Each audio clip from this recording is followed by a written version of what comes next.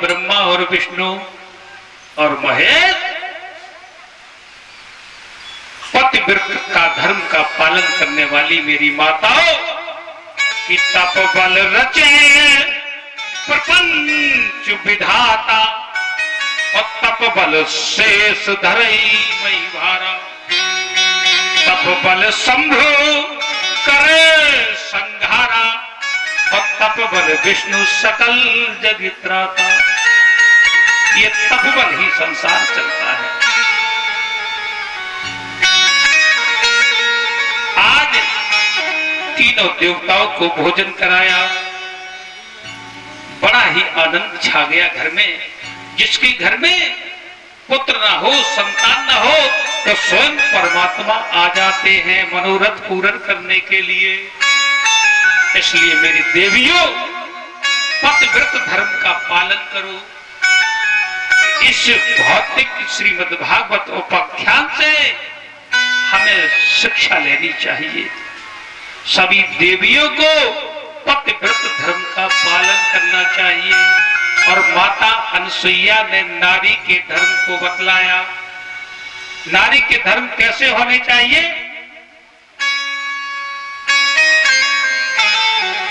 कि माता पिता भ्रात हितकारी,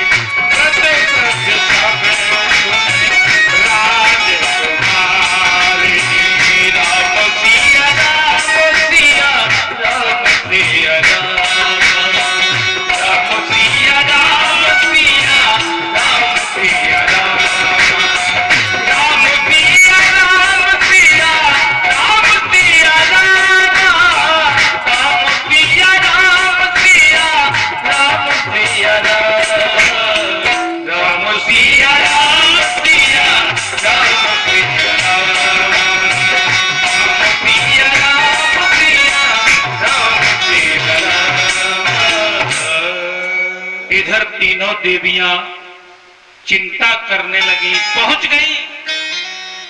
नारद जी ने कहा वे तो कैद हैं, चले जाओ अत्रि मुनि के आश्रम में। सती अनसुईया के यहाँ लल्ला बन करके, ये अवगुणी है ना, ये देवता जो होते हैं ये भी बड़े छलिए है ना। स्वकार कुशलहा, अपना कार निकालने में कुशल है।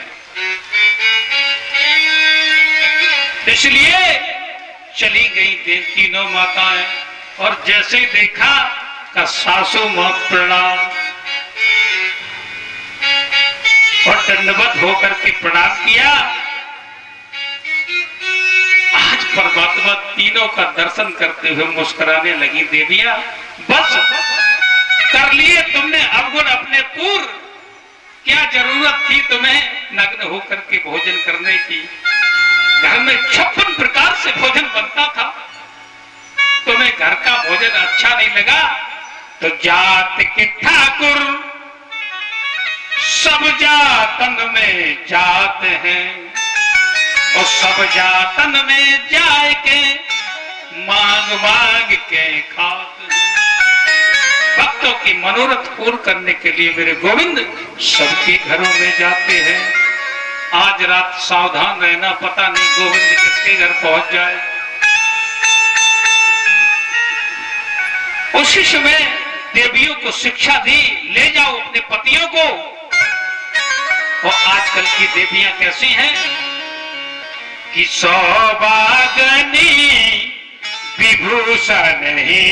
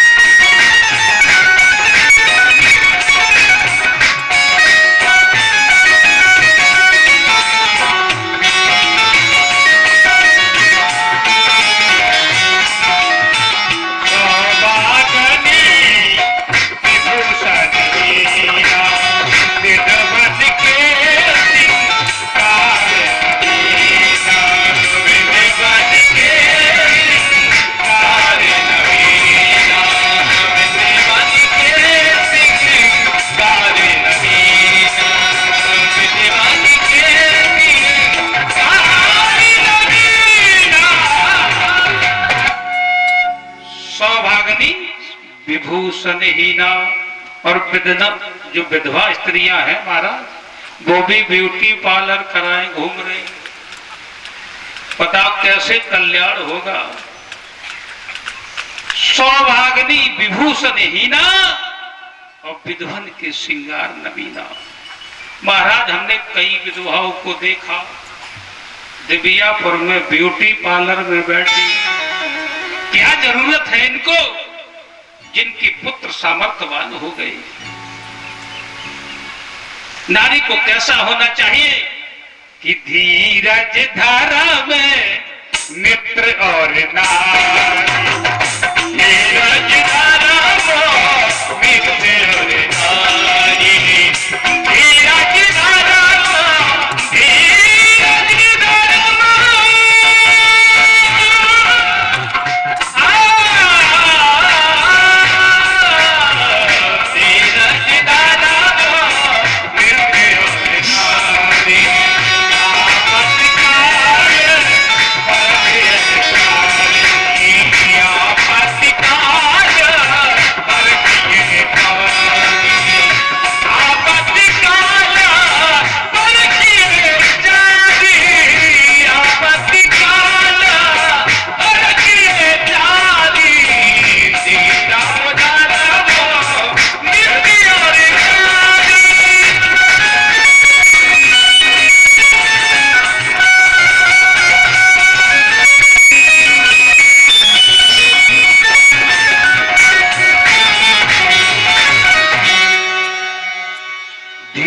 धर्म मित्र और नारी। विपत्ति का समय जब आता है, पति के पास पैसा ना हो और पति को पौआ पिवाओ हो, क्या फौजी भैया, तो पत्नी के पास चले जाओ, तत्काल बटुआ में से निकाल के। ऐसा मत करना कि शराब के लिए भी पैसा दे जाओ। अगर भागवत हो तब पति मांगे तो दे देना धर्म के लिए। जो उत्तम कुल की माताएं होती हैं, उनकी परीक्षा नंबर 1 जो फर्स्ट क्लास की देवियां होती है, वो कैसी होती है।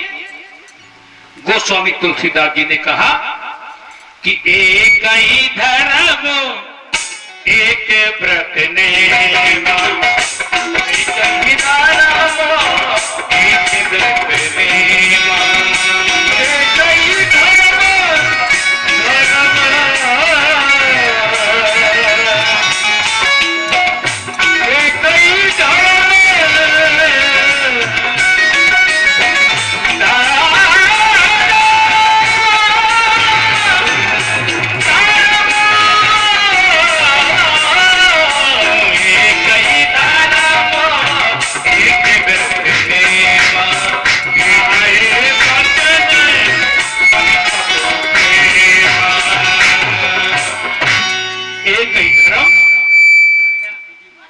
एक व्रत नेमा, काय वचन मन पति पद प्रेम।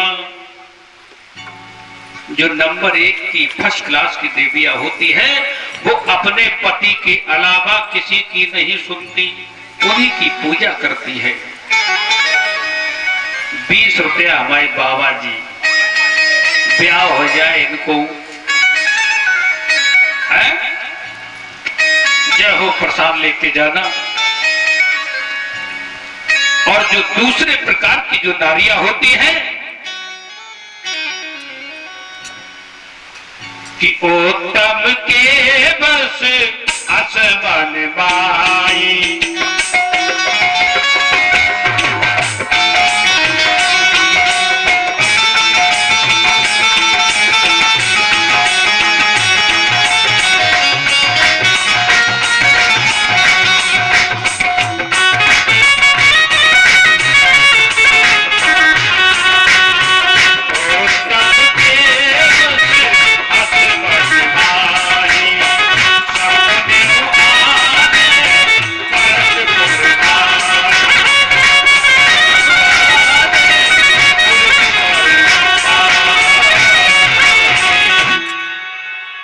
पति के अलावा किसी से भी कभी भी 2.5 हाथ का एकदम से जेठ आए चाहे कोई अपना घूंघट मार लेती हैं। उन्हें अपने पति के चरणों से ही प्रेम हो जाता है। और दूसरे कुल की जो देवियां होती हैं, मध्यम परिपक्व देखे कैसे, भ्राता पिता पुत्र ने जैसे, ये दूसरे प्रकार की नारियां होती हैं। और जो सबसे तीसरे प्रकार की जो देवियां होती हैं वो कैसी होती है? गोस्वामी तुलसीदास जी ने लिखा कि पति पंचकी पर पतिरत करई,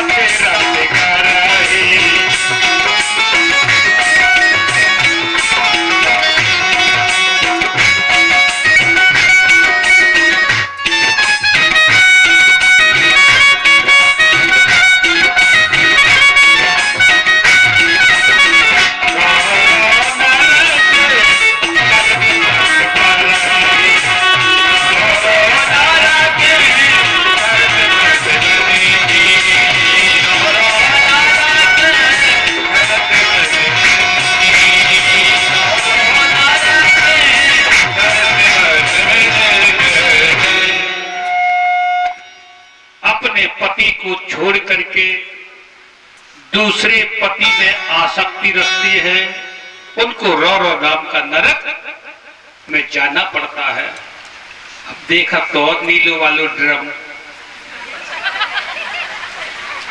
अपने पति को छोड़ करके दूसरे पति में आसक्त हो गई और अपने पति को नीले ड्रम में भर दिया। मेरी देवियों, ये रामायण हमें शिक्षा प्रद दिलाती है। धार्मिक अनुष्ठानों में जाने से हमें शिक्षा मिलती है। ऐसा दर्शन कराया, इसलिए सभी को अंतर्मन से यहाँ पर सब देवियां बड़ी सुंदर भाव से आती है। सब अपने अपने पति की सेवा करती हैं और सब पैर छूती है और सास ससुर का सम्मान करती हैं। भैया दद्दू तेरा सिंह जी, यहाँ कोई देवी ऐसी नहीं है, सब सेवा करती हैं। बोलो गोविंद भगवान की। सुखदेव जी कहते राजन परिचित,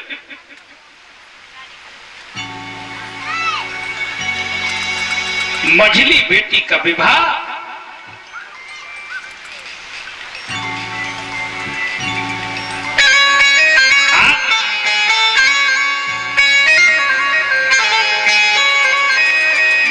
यहाँ पर महाराज मनु की सबसे छोटी बेटी प्रसूति, जिसका विवाह दक्ष प्रजापति से कर दिया गया। दक्ष प्रजापति के 16 बेटियां हुई, जिसमें 13 बेटियां धर्म को ब्याही गई। एक बेटी का विवाह अग्नि के साथ किया गया, दूसरी बेटी का विवाह सुधा से किया गया, और जब से छोटी बेटी थी सती, उसका विवाह शंकर जी से कर दिया गया। महाराज मूर्ति नामक कन्या से बद्री नारायण पैदा हुए। आगे चल करके यही सती, जिस समय त्रेता युग आया, आज भूत भागवन भोलेनाथ का पावन चरित्र कि महोक्षा खटवांगम परशुरजिनम भस्म फलना कपालम चेती तुम तब भरद तंतो विकरणम।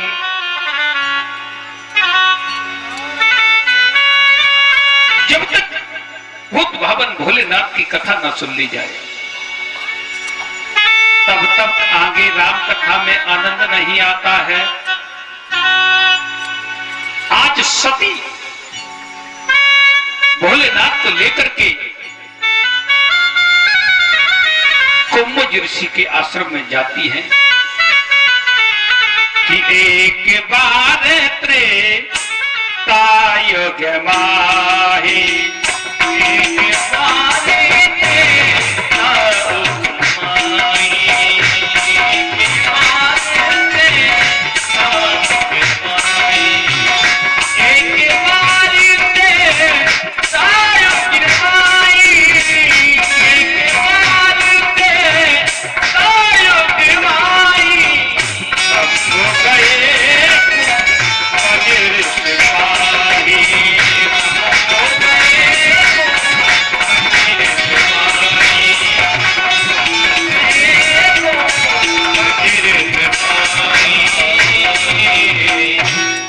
एक बार तीर्था युग में कि आसीत गिर संस्यात्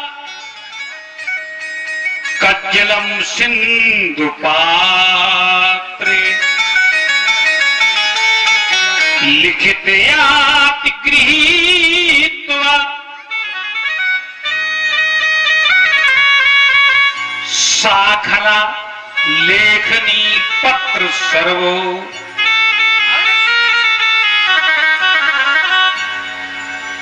लिखित याति गृहीत्वा शारदा सर्वकालम तदपि तभी गुणानिमीशम पारम न याति।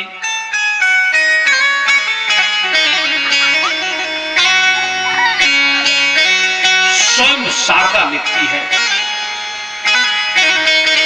एक बार भूत भावन भोलेनाथ कुंभज ऋषि के आश्रम में, जहां पर निरंतर कथा चलती रहती है, आज कथा श्रवण करने के लिए सती जी शंकर जी के साथ में, ये सीता जी के भाई थे कुंभज ऋषि।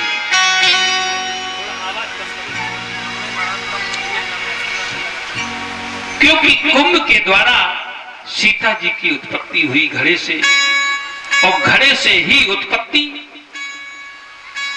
कुंभज ऋषि की हुई। इनको अगस्त ऋषि भी कहा जाता है। अगस्त मुनि के आश्रम में निरंतर कथा हुआ करती थी कि जहां बैठ निर्गुण सहित नित्य सिय राम सुजान, सुनाए कथा इतिहास सब आगम निगम पुराण, जहां निरंतर कथा हुआ करती थी। जय हो भैया, आ गए, आज लेट हो गए, पहचान लिया मैंने। 3 दिन लगातार भैया राजवीर जी ये कथा श्रवण करने आते, परमात्मा धन करे। आज गोविंद की ऐसी कृपा हुई तो कथा सुनने के लिए सती जी भी गई, और चेला शंकर जी को देखता है और प्रसन्न हो जाता है। आज मेरा जीवन धन्य हो गया, आज हमारे गुरुदेव कथा में पधारे। सती जी ने देखा चेला गुरुजी का नाम बराबर लिए जा रहा, गुरुजी गुरुजी, और मेरा नाम कहीं नहीं आ रहा। तो मन में विचार आया कि संग सती जगे जननी भवानी,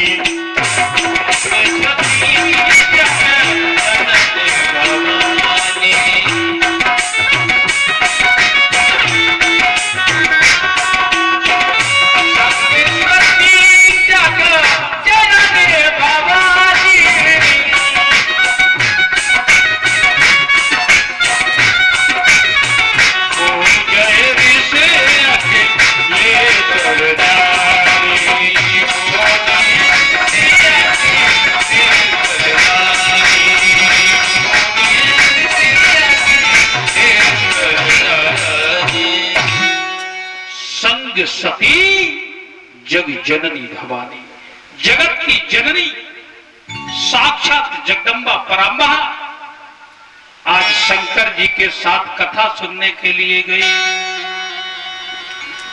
आज स्वयं शंकर जी जमीन पर बैठ जाते हैं और चेले की भागवत सुनने लगते हैं।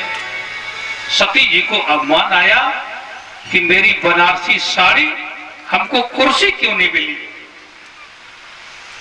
सदैव कथा श्रोता को भगवान की चरणों में बैठ करके श्रवण करनी चाहिए। लेकिन संजीव भैया कुछ लोगों के लिए छूट है जिनके पैरों में दिक्कत है, फिर भी परमात्मा की शरण में है और किसी के लेकिन परमात्मा की शरण में है। इसलिए एक बार हनुमान जी ने महाभारत काल में रथ के ऊपर बैठ करके गीता श्रवण कर दी। जिसने अर्जुन को गीता सुनाई और उतर करके हनुमान जी आ गए, महाराज मैंने भी गीता सुन ली। भगवान कृष्ण ने श्राप दे दिया, जाओ हनुमान पिशाच हो जाओ। हनुमान गिड़गिड़ाने लगे, चारों युग प्रताप तुम्हारा है प्रसिद्ध, जगत उजियारा। हनुमान जी गिड़गिड़ाने लगे। तो समझ लेना ब्रह्म कौन है, श्राप दे दिया। हनुमान जी ने कहा प्रभु गलती क्या हो गई। बोले तुमने कथा रथ के ऊपर बैठ करके सुनी, श्रोता से ऊपर बैठ करके कथा को श्रवण करना नियम के विरुद्ध है, इसलिए जाओ पिशाच हो जाओ। हनुमान जी ज्यादा गिड़गिड़ाने लगे, प्रभु हम तो निरंतर सेवा कर रहे, रामा अवतार हुआ हम तुम्हारे शरण में, कृष्णा अवतार हम तुम्हारे रथ के ऊपर झंडा पे बैठे, प्रभु क्षमा कर दीजिए। तो हनुमान जी से कहा जाओ इसी गीता में पिशाच भास के नाम से तुम जाने जाओगे। आज हनुमान जी जिस समय गीता में आप गीता पढ़ेंगे तो पिशाच भास के नाम से हनुमान जी जाने जाते हैं। बोलो अनंत बलवंत हनुमंत लाल की जय। कि प्रभु हम भी शरणागत हैं, कि प्रभु हम भी शरणागत हैं, स्वीकार करो तो जान